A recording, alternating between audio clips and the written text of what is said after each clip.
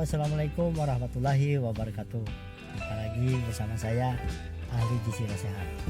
Apa kabar pemirsa semua? Hari ini mudah-mudahan sehat ya, amin ya rabbal alamin.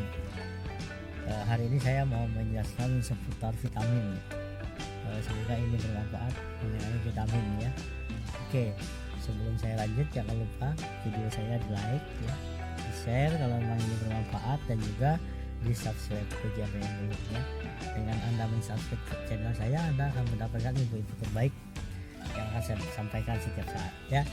Oke, vitamin ya. Vitamin adalah mikronutrien ya, zat yang sangat kecil tapi diperlukan tubuh luar biasa manfaatnya ya. Kebutuhan vitamin sangat penting untuk tubuh kita, di mana dia berperan sebagai zat pengatur ya. Bayangkan misalnya dalam jalan raya itu ya, misalnya di simpang 4 tidak ada lampu merah, maka akan terjadi tabrakan. Begitu pentingnya juga vitamin ya. Dia sangat diperlukan tubuh dan sangat penting bagi kita ya. Sehingga kita harus ada selalu vitamin ya. Vitamin kecil barangnya besar khasiatnya, zat yang sangat diperlukan oleh tubuh. Nah, vitamin ini sangat penting pemirsa ya. Para ahli membuat dua golongan ya, yaitu vitamin yang larut lemak dan larut air. Vitamin larut lemak kita kenal dengan vitamin A, vitamin D, vitamin E, dan vitamin K. Kemudian vitamin yang larut air adalah vitamin D dan vitamin C. Nah, masing-masing ini mempunyai sifat khas tersendiri ya, dimana juga dalam penanganannya ibu-ibu yang lagi masak ya harus memang hati-hati cara memasaknya. Kenapa? Karena sering vitamin ini dikonsumsi jumlahnya sudah berkurang ya, sehingga kita akan kekurangan vitamin. Nah, vitamin ini sangat diperlukan tubuh ya, dan juga berbagai macam fungsi. Secara umum vitamin berfungsi sebagai koenzim ya, kemudian juga sebagai zat pengatur tubuh yang mencegah terjadinya infeksi sariawan dan lain-lain. Banyak sekali manfaatnya. Baik, saya akan bahas dulu tentang vitamin yang larut lemak yang kita kenal dengan vitamin A, vitamin D, vitamin E, dan vitamin K. Nah, vitamin larut lemak ini pemirsa, secara umum kita jarang kekurangan ya. Kenapa? Karena kita memang kalau kita mengkonsumsi larut lemak ini, misalnya vitamin A, kalau kelebihan dia akan disimpan dalam tubuh ya, terutama di organ hati, dan saat kita kekurangan vitamin A dia akan dikeluarkan. Nah, kita juga mengenalkan pada program pemerintah tentang distribusi kapsul vitamin A dosis tinggi, di mana diberikan pada bulan Februari dan Agustus. Jaraknya 6 bulan. Kenapa? Dengan diberikannya vitamin A dosis tinggi kepada anak-anak, kalau anak-anak kita kekurangan, ya, dia otomatis akan diambil di dalam hatinya.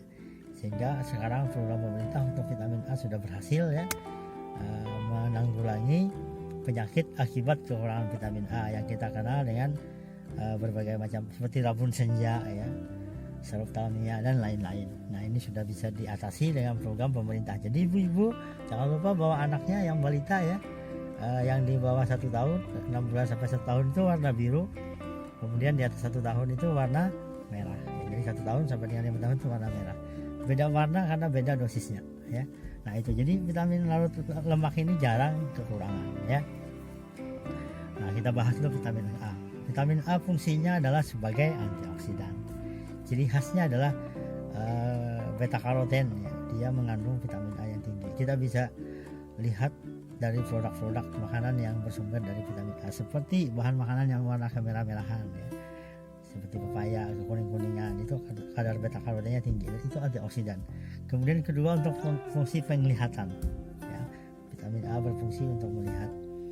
Kemudian juga vitamin A berfungsi untuk mencegah kebutaan ya, kemudian meningkatkan kekebalan untuk pertumbuhan ya, kemudian juga sebagai berbagai reaksi dalam tubuh ya, termasuk mencegah fertilitas atau kemandulan ya. Banyak sekali fungsi dari vitamin A. Kemudian dia juga karotenoid yang mencegah kulit bersisik ya. Kemudian dia juga sebagai pencegah kuman masuk saat kita luka bakar misalnya ya, saat kita terjadi berbagai macam luka, keluarlah lendir-lendir di mana itu adalah vitamin A. Nah, dia akan membantu menangkal penyakit yang ada. Nah, itu ya. Nah kemudian yang kedua pemirsa adalah vitamin A juga berperan dalam melarut berbagai macam reaksi kimia ya dalam tubuh juga. Nah, vitamin A jangan sampai kurang ya. Kita cukup mengkonsumsi buah-buahan ya misalnya. Oke, vitamin A sudah. Kelebihan vitamin A sering terjadi kalau dia mengkonsumsi suplemen ya. Tapi kalau kita mengkonsumsi dari bahan makanan aman ya. Kemudian yang kedua vitamin D.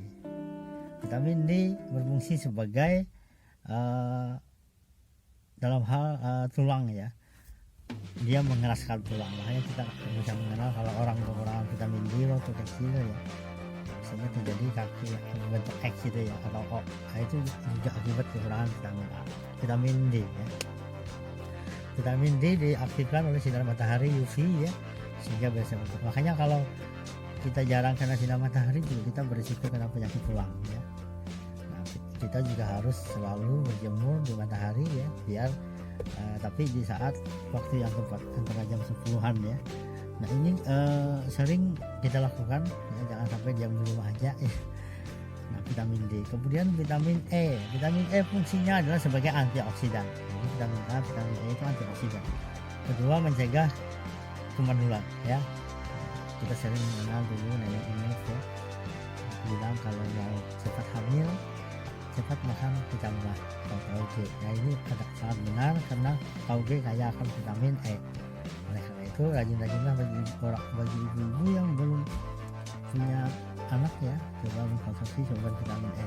Bisa dari kacang-kacangan ya, kacang mbah misalnya ya. Ini juga sebagai sumber.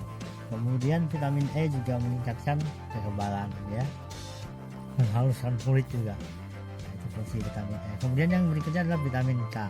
Vitamin K ini sangat penting, dia berfungsi dalam pembekuan darah. Kalau kita lagi luka ya akan terjadi proses pembekuan. Nah di sini vitamin K berperan ya. Nah vitamin K ini akan berkurang jumlahnya kalau kita mengkonsumsi antibiotik ya. Kenapa? Vitamin K justru kadang-kadang dibuat oleh bakteri yang baik yang ada dalam perut kita, dalam usus. Nah karena itu kalau kita makan antibiotik, bakterinya mati, otomatis jumlah vitamin K yang ada dalam tubuh kita akan berkurang. Nah, oleh karena itu kalau Anda minum antibiotik, Anda juga harus mengkonsumsi vitamin K. Nah, vitamin K ini bisa dibuat oleh tubuh ya, samping mendatangkan dari minum. Nah, itu vitamin larut lemak. Nah, ini sepintas seperti itu. Jadi vitamin larut lemak itu ada dua antioksidannya, yaitu vitamin A dan vitamin E. Kemudian larut air. Nah, larut air adalah vitamin C dan vitamin B. Nah, vitamin C itu bisa berperan dalam antioksidan ya. Kita mengenal berbagai macam sumber vitamin C seperti dari buah-buahan ya, terutama yang berwarna asam ya, yang kecut gitu ya. Tapi rata-rata semua buah-buahan mengandung vitamin C. Vitamin C juga sebagai antioksidan, kedua sebagai bahan dasar pembuat kolagen. Nah, ibu-ibu, adik-adikku yang cewek-cewek ya, kalau mau kulitnya halus itu Anda harus mengkonsumsi vitamin C dari buah-buahan. Kenapa? Karena dia berperan mengubah atau membentuk kolagen yang ada di dalam kulit kita.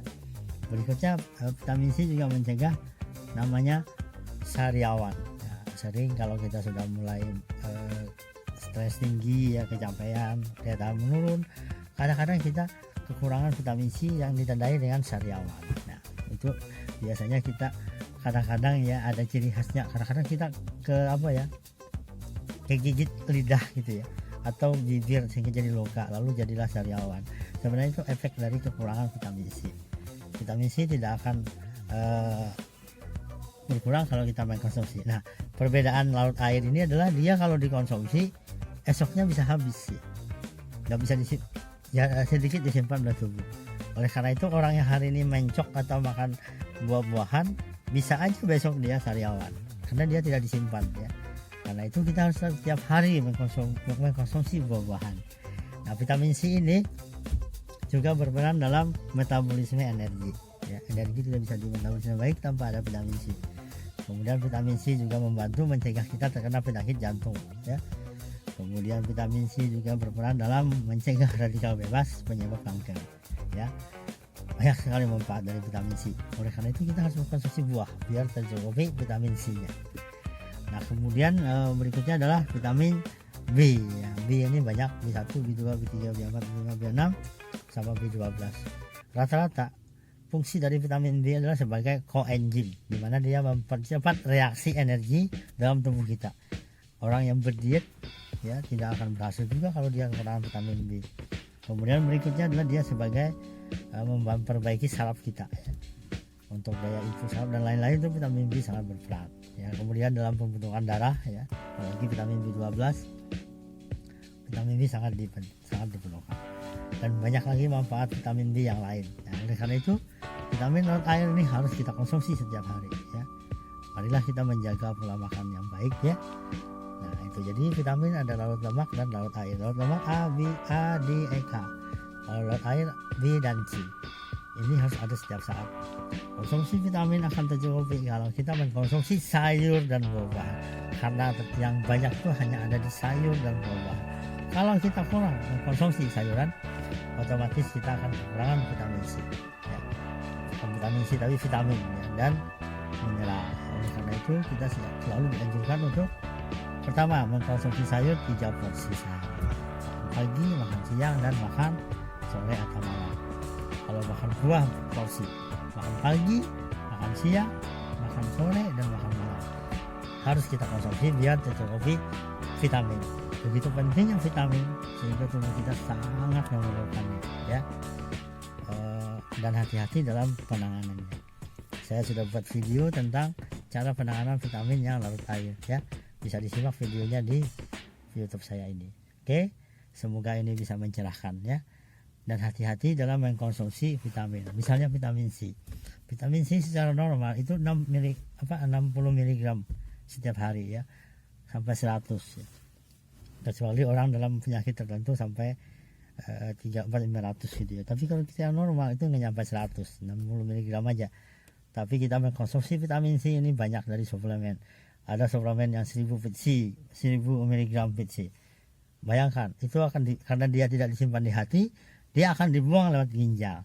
Otomatis ginjal kita bekerja sangat ekstra. Apalagi kalau kita kurang minum, vitamin C bisa membentuk namanya batu ginjal ya. Nah ini yang harus diwaspadai. Jadi memang Anda harus berkonsultasi dengan dokter dalam mengkonsumsi vitamin suplemen ya.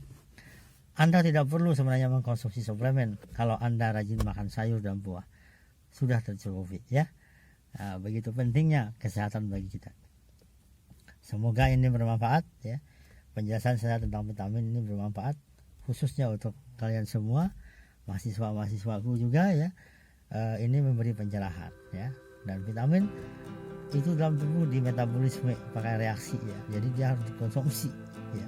Kalau dia lewat kulit dan kepala, misalnya sampo atau hand body ya, hanya sedikit sekali yang bisa digunakan, yang bisa masuk. Artinya apa? Kita kadang-kadang dipengaruhi oleh iklan tertentu ya, karena kita akhirnya kan kita beli produknya. Tapi kadang-kadang itu bermanfaat ya. Pada prinsipnya vitamin harus di metabolisme tubuh, dia tidak bisa di luar ya. Karena itu bijaknya dalam mengkonsumsi vitamin ya. Jaga kesehatan. Kadang-kadang kita mau sehat tapi kita malah sakit ya. Seperti tadi kita mengkonsumsi suplemen yang berlebih, otomatis tubuh kita tidak mampu membuangnya dengan sempurna. Terima kasih. Assalamualaikum warahmatullahi wabarakatuh.